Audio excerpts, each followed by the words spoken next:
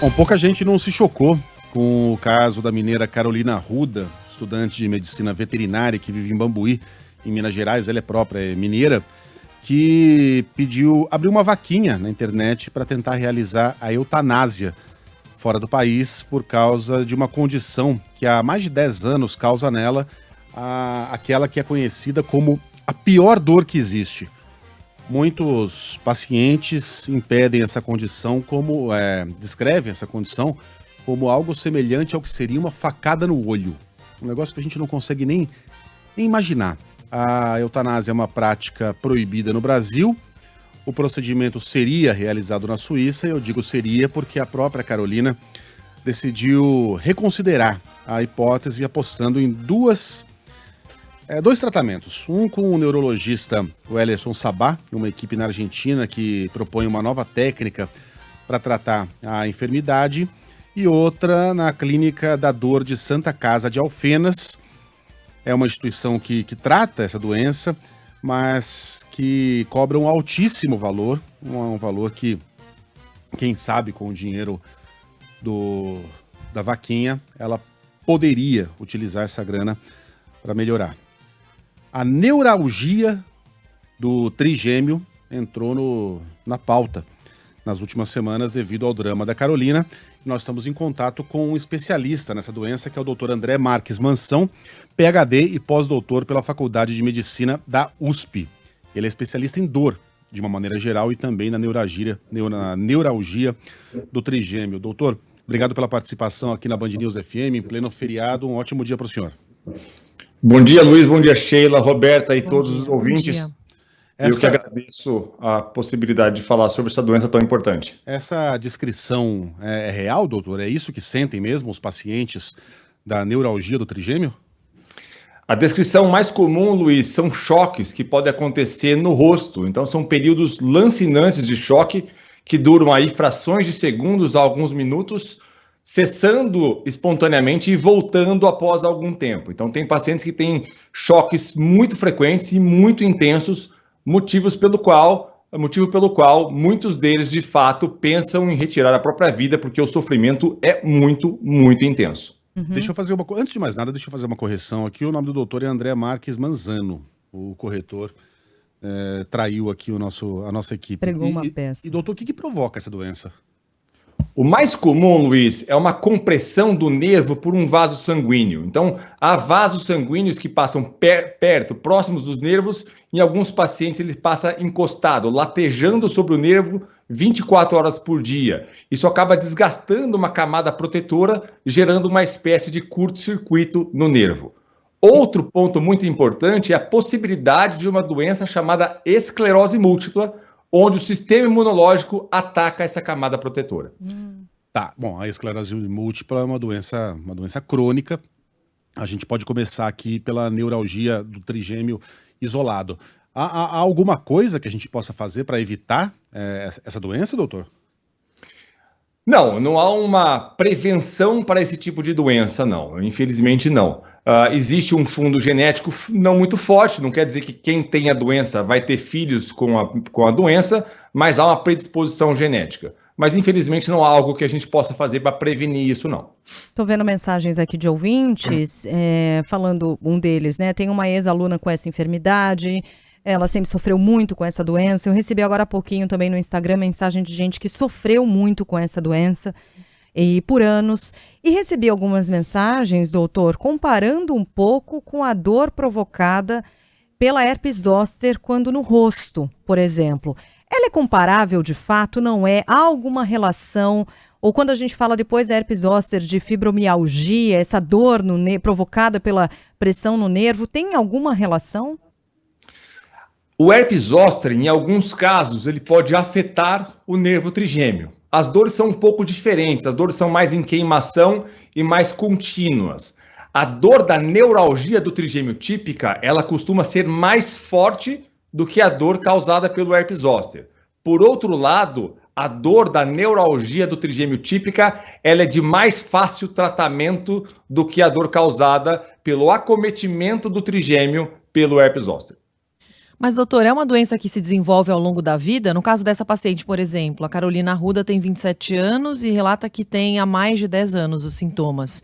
Então, a pessoa não nasce com a doença, ela acaba desenvolvendo. Não nasce com a doença, ela acaba desenvolvendo. O caso dessa moça, ela é extremamente atípico e muito mais raro, por 2 motivos. Primeiro, porque a neuralgia do trigêmeo é uma doença que acomete mais idosos, após 60 anos. É claro que pode acontecer em idades mais jovens. E por outro lado também é uma doença que acomete na maioria das vezes um lado só do rosto. E pela descrição que lemos na internet, ela tem a infelicidade de ter nos 2 lados do rosto. Então são 2 fatores bem atípicos possíveis, mas que torna o caso um pouquinho mais raro. Bom, eu vi uma entrevista dela, da Carolina, em que ela diz que ela só quer acabar com esse sofrimento, nem que para isso ela tenta se submeter a uma eutanásia, ou seja, ela está realmente preferindo a morte do que lidar com essa doença. Eu imagino que seja uma situação de absoluto desespero, doutor. É possível uma pessoa funcionar nessa condição, conviver de alguma maneira com esse problema? Veja, eu trato pacientes com neuralgia do trigêmeo todo dia e a gente se surpreende com a força de alguns, né? Eu tentando me colocar no lugar deles, eu não conseguiria ter essa força toda. No nosso trabalho científico do pós-doutorado, onde a gente avaliou a eficácia da radiofrequência no tratamento dessa doença, 60% dos pacientes manifestaram desejo de suicídio em algum momento da sua doença. De fato, o sofrimento é muito, muito intenso. E aí, quando a gente ouve o senhor falando, eu atendo pacientes todos os dias, é mais comum do que a gente imagina, doutor? Quer dizer, não é algo raro. A gente está falando do caso dessa paciente em Minas Gerais, o senhor mesmo mencionou, são os 2 lados, né? Tem alguns aspectos aí que não são tão comuns. Mas a doença em si, a neuralgia do trigêmeo, é comum? É frequente? Ela não é considerada uma doença frequente na medicina, mas quando a gente fala populacionalmente, a gente não pode dizer que é rara. Vou te dar um dado. No Brasil, ela vai acontecer mais ou menos em cerca de 20 a 40 mil pessoas por ano. Então tá longe de ser rara, tá longe. Doutor, sobre a dor, né? A gente até fez recentemente um programa aqui na Rádio Humanamente falando sobre dor com especialistas que tentavam explicar um pouco sobre a percepção que cada um tem da dor e como é difícil também combatê-la em várias situações, em várias doenças, como é o exemplo dessa que a gente está explicando melhor hoje. O que a ciência está pesquisando em relação a tratamento de dor intensa, doutor? A gente tem alguma evolução nesse sentido? A gente ouve tanto falar sobre a morfina, outros tratamentos tão antigos que são usados há tanto tempo. O que a gente tem olhando para frente em relação à dor? Excelente pergunta. Nós temos evoluções até do campo genético. Nós sabemos que existe um gene chamado SCN9A, que é muito responsável pela dor. Inclusive, há raros pacientes que têm uma mutação nesse gene e são incapazes de sentir qualquer tipo de dor, uma situação até perigosa, porque o paciente acaba se machucando demais. Então, há avanços na modulação de genes como esse e há avanços em procedimentos destinados ao controle de dor, né? Então, isso tem avançado muito mais rapidamente do que a questão genética. Doutora, a descrição dessa dor me lembrou uma descrição que eu ouvi de um paciente de cefaleia em salvas. Uma dor na têmpora, em volta do olho, mas que geralmente dura pouco, embora seja uma dor lancinante, que muita gente também chama de a pior dor que existe. As 2 doenças estão relacionadas de alguma maneira? Elas têm relação no sentido que elas compartilham o nervo trigêmeo como caminho da dor, mas são doenças completamente diferentes. Então, a cefaleia em salvas, ela causa uma dor muito forte atrás do olho, usualmente de um lado só, acompanhado de sintomas como lacrimejamento só naquele olho, vermelhidão ocular, a pálpebra fica um pouquinho mais fraca. E ela costuma durar muito mais do que a neuralgia do trigêmeo, e não é do tipo choque. A neuralgia do trigêmeo não é no olho exatamente, ela dói no rosto. Nós temos 3 ramos, nós temos um ramo que de fato pega o olho, um ramo que pega a bochecha e outro que pega o queixo. O paciente pode ter dor em uma ou mais dessas regiões. Mas a marca registrada da neuralgia do trigêmeo são dores do tipo choque que duram frações de segundos. Tem muita gente que sofre de cefaleia em salvas e demorou para descobrir isso. Porque a dor passa rápido, quando você chega no médico, já passou, muito médico diz, olha, já passou, então vai para casa e segue a vida. Quem deve se submeter a algum tipo de exame específico e que exame é esse para detectar essa doença, doutor?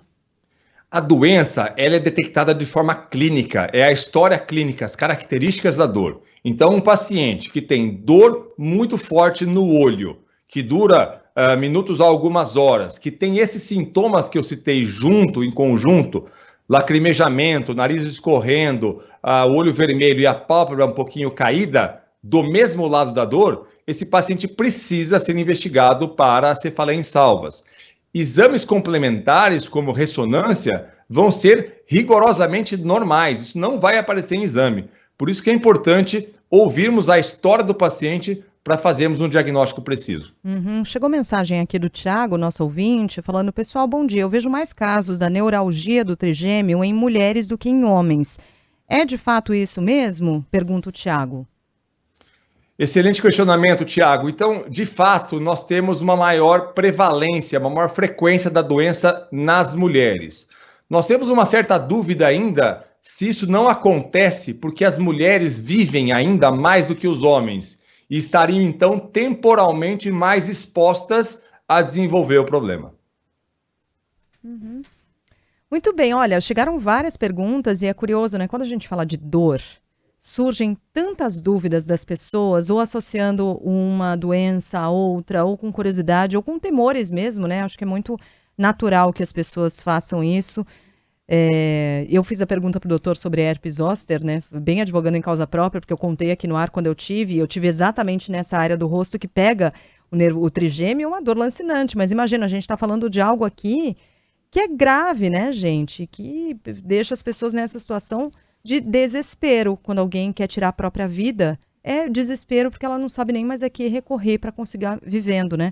Não tem nenhuma qualidade de vida e aí quer desistir de viver, né? É triste demais, né, gente? Doutor, Muito eu ouvi triste. uma pergunta mais genérica agora. Eu ouvi, o senhor é especialista em dor, uma psicóloga certa vez numa entrevista dizendo que o corpo humano jamais vai se habituar à dor. Jamais vai se acostumar com aquilo Ainda bem, né, gente? e deixar de reparar. Alguém que está com uma unha encravada, enquanto ela estiver doendo, essa pessoa vai sofrer.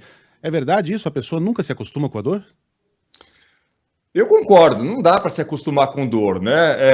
Agora, claro que a gente precisa aí entender qual que seria a definição de acostumar. Tem dores que o paciente não recebe um tratamento efetivo e ele acaba convivendo com aquilo durante a sua vida. Mas se acostumar com ela, de modo a deixá-la de lado, eu também não acredito que isso seja possível, não.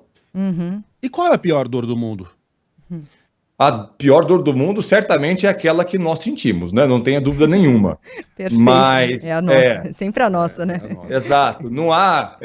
gosto até de um livro chamado A Bailarina de Auschwitz, que ela cita que não há uma hierarquia da dor. Não há algo que eu possa dizer que a minha ou o meu sofrimento é maior ou menor que de outra pessoa.